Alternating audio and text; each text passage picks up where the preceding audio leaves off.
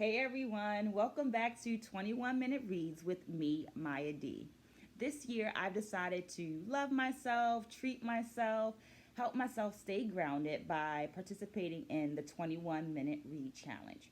This means that every day I'm reading 21 minutes from the book of my choice. My first book for the year is.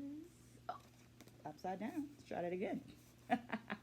Dance Pedagogy for a Diverse World. As you can see, there's already some physical traces of love on this book, but that's okay because I'm really loving the content. You can also see that I'm in a different area. That's because I'm back in the Midwest. The semester has officially started, so I'm here on campus teaching courses at the university, which brings me to my first takeaway. So every week, I do this video to give you my 3 takeaways from my reading. This week, I read pages 80 through 106, and my first takeaway is trash versus treasure. This makes me think specifically in relation to my dance history courses. I teach a dance history course as a lecture for a general ed requirement, which means that my student population are non dance majors.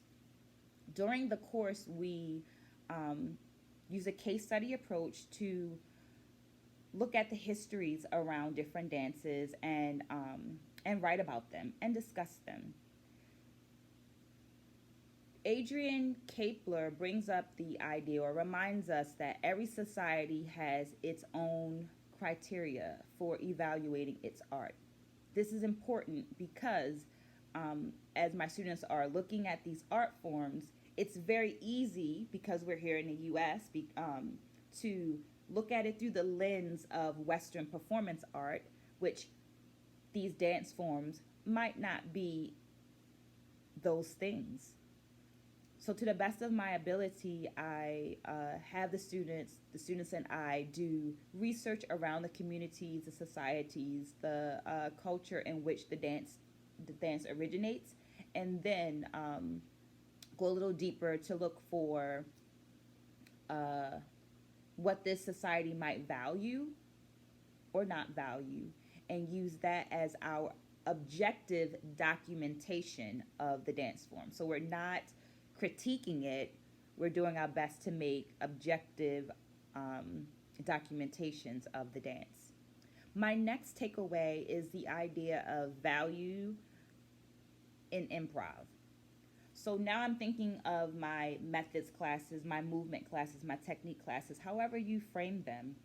Um, there are varied approaches to everything.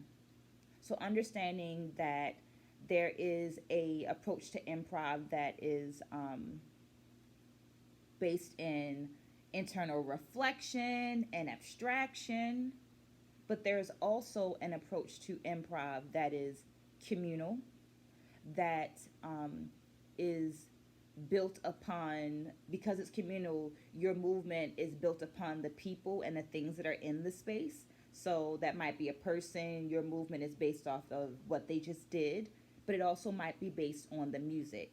Different approaches, remembering as the person that's facilitating the class that they both hold value so that I can continue to have a space in a classroom, a culture in a classroom that's open and welcoming to all. My last takeaway is this idea of music. If I were to mandate no music during composition class, then I would essentially be devaluing people who come from traditions that use corporeal orature. What does that mean? Corporeal orature is a term that I first heard used by Tommy DeFrance, and it refers to the body's physical response to the lyrics in the music. That is a way to compose.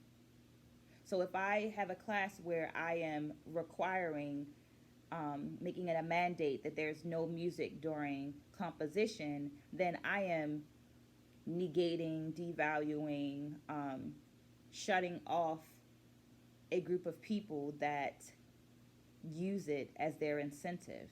Now, that's not to say that I can't change it up at any way, but it is to say that If I want a course that uses culturally relevant methodologies, if I want a course that makes use of critical dance pedagogy, I have to be open to different approaches. I have to create a culture in my class that values varied approaches. Once again, this is 21 Minute Reads with me, Maya D. I hope this was useful. Please add in the comments down there if you have anything that you have taken away from this book. I would love the dialogue to continue to go. Make sure you hit that like button, make sure you subscribe, and make sure you turn on the alerts because that way you'll know when the next video comes. Have a blessed day, everyone.